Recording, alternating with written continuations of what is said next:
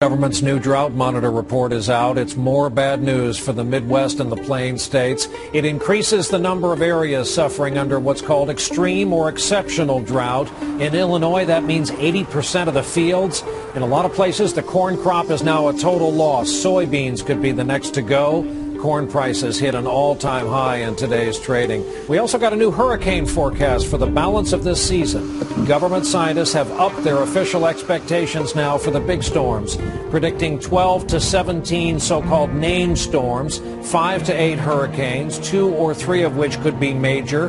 Part of the reason here, warmer ocean temperatures out there that can feed hurricane formation.